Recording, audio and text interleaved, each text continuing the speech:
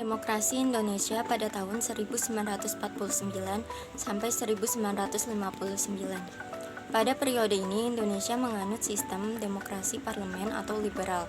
Demokrasi parlemen secara singkat diartikan sebagai sistem demokrasi yang dikelola oleh parlemen, sehingga presiden sebagai kepala negara hanya bertindak sebagai pengawas kinerja parlemen.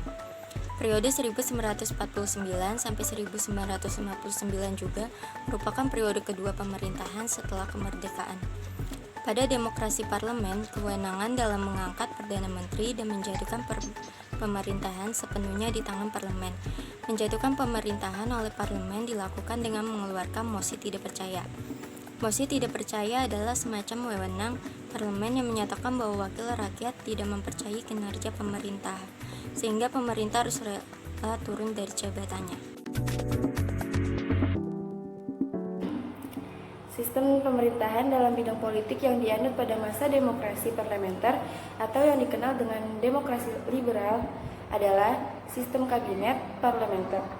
Sistem pemerintahan tersebut berdasarkan pada UUDS 1950. Sistem pemerintahan ini menetapkan bahwa 1. Kabinet-kabinet atau para menteri bertanggung jawab kepada parlemen. 2. Sistem kabinet parlementer juga merupakan sistem pemungutan suara atau voting yang digunakan dalam pemilihan umum atau pemilu, mosi, dan demonstrasi sebagai bentuk rakyat dalam mengekspresikan hak untuk ikut serta dalam berpolitik. Ketiga, adanya sistem multipartai pada masa ini menyebabkan terciptanya golongan mayoritas dan minoritas dalam masyarakat, serta adanya sikap mementingkan golongan partai politik masing-masing dibanding kepentingan bersama.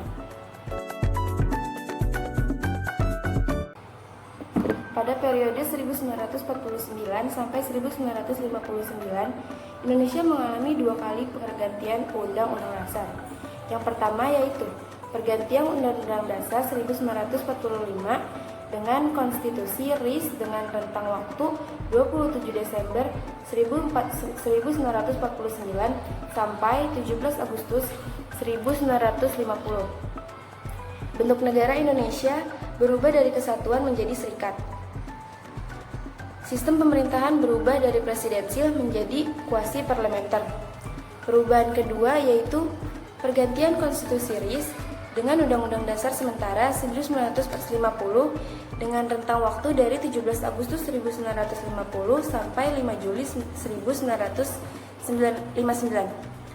Pada periode ini, bentuk negara kembali menjadi negara kesatuan. Sistem pemerintahannya menganut sistem parlementer. Assalamualaikum warahmatullahi wabarakatuh. Saya Muhammad Yusuf Akbar akan membacakan slide ke-6 sampai ke-7. Alasan demokrasi pada periode 1949 sampai 1959 disebut masa kejayaan atau keunggulan. 1. Lembaga perwakilan rakyat atau disebut parlemen memiliki peranan tinggi dalam proses politik negara. 2. Pemegang jabatan politisi umumnya memiliki pertanggungjawaban yang tinggi. 3. Partai yang memiliki peluang yang besar untuk berkembang. 4. Pemilihan umum tersebar benar-benar dilaksanakan dengan proses demokrasi. 5. Masyarakat dapat merasakan hak-hak dasar dan tidak dikurangi sama sekali. 6. Daerah memperoleh otonomi yang cukup. Ciri demokrasi parlementer. 1. Kepala pemerintahan adalah Perdana Menteri, sedangkan kepala negara adalah Presiden. Lalu, kekuasaan legislatif dipertanggungjawabkan oleh eksekutif. Jabatan eksekutif Presiden ditunjuk langsung oleh legislatif. Kekuatan legislatif dapat menjatuhkan kekuatan eksekutif. Kelompok minoritas dibebaskan untuk berjuang dan bertahan. Terakhir, Perdana Menteri mempunyai hak prerogatif. Kegagalan demokrasi pada periode 1949 sampai 1959. Yang pertama, munculnya usulan presiden yang sering dikenal dengan konsep presiden untuk membentuk Dewan Nasional sehingga semua organisasi politik dan organisasi kemasyarakatan ikut terlibat. Yang kedua, Dewan Konstituante gagal menemukan jalan untuk mencapai kesepakatan dalam merumuskan ideologi nasional. Yang ketiga, politik aliran terlalu dominan sehingga pengelolaan konflik menjadi terganggu. Yang terakhir, batas sosial ekonomi yang rendah. Selanjutnya, berakhirnya demokrasi parlementer.